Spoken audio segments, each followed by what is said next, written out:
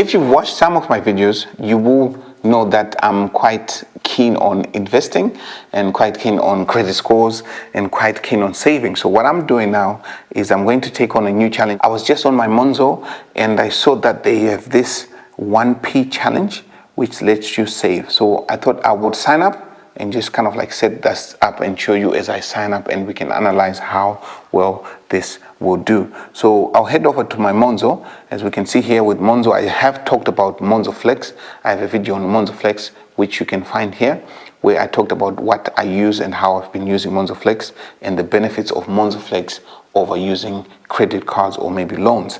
So do watch that, and we'll do some more videos around that area as we go. So I use Monzo also to create pots. So as you can see here, I've got quite a few pots where I do some savings on there. And I use Monzo's roundup, which lets me save each time I buy a coffee with automatic roundups, and it goes into this pot. So as you can see here, I've just recently bought something in Spar, and it has added an extra 49p. It will round it up. So if we look at this now, we can analyze some of these roundups. So if I click on CO, it rounds up each time I buy something. It rounds it up to the nearest pound. So it saves 20p, 30p, 50p, and all this and that. And then I'll get a bit of interest.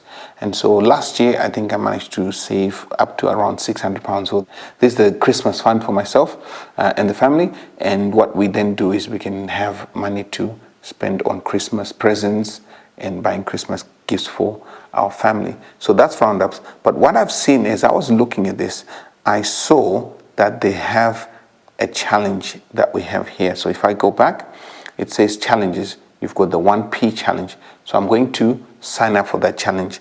You do have other saving features here. The roundup spade change, which I already do and I talked about. You can set a savings goal, or you can lock money in a pot for other days and you are not able to access it, etc. So what I want to go into do now, I'll go into 1p saving challenge. And it says here, start with 1p and save your way up to 667.95 in a year. So it will start taking 1p on day one, as you can see on the information.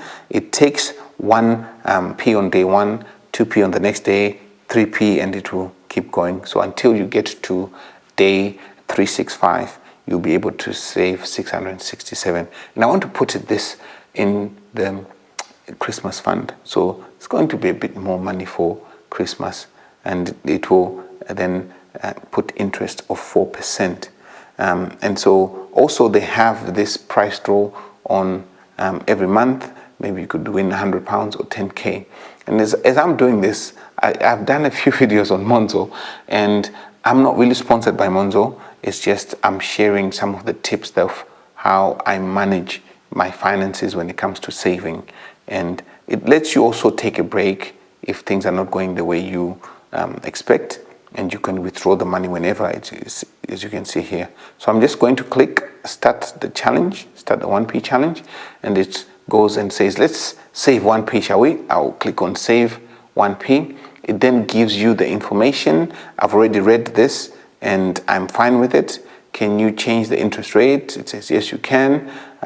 What would be the estimated balance? So it did tell us that the estimated balance would be around 667.95, and it explains to you, which I have read. I would also say, if you're going to do a similar challenge, just make sure you read in detail what all of these mean before you sign up. And then how often do I open and manage my account? And then it gives you the information. If you need help, can I withdraw my money? Yes, you can. And then it gives you additional information. Depending on your circumstances, you may have to pay any interest. And remember, you do have that 20,000 allowance for investments for your ISA. So depending on how well you do, you can view this as a PDF as well. So I'll click next.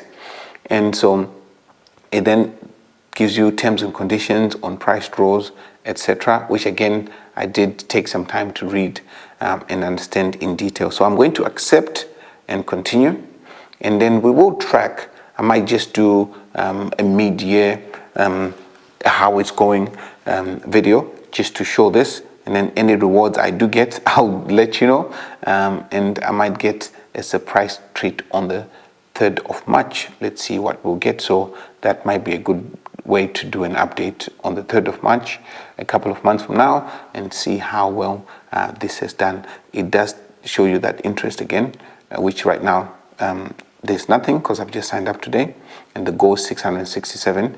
So how it works, we've talked about how it works, and that's where we are. So I've been doing a Monzo series where I have talked about Monzo Flex, and I'm going to talk about also how I've used shared tabs with my friends when we've gone away, and we can find it here on the shared tabs. So that's another one that I will do.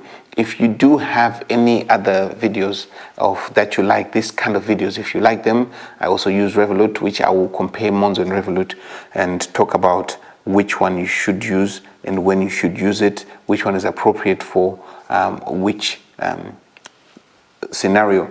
And so if you like this kind of videos, just comment on this video below. Tell me which part you like about Monzo, if you use Monzo, if you're looking at signing up for Monzo, what's stopping you from either moving from your traditional bank, the likes of Barclays, into Monzo, or just using Monzo. At the moment, I still do use my Barclays, and I use Monzo, I use Revolut, I use quite a number of them because I like exploring and learning what I can do and the benefits that I can get from this. So do look at the video on Monzo Flex where I explain the advantages of the Flex card over the traditional card in terms of interest and things like that, and let me know if any of this is useful and any other information you might want to know. Thank you for watching, and I will catch you and see you in the next video.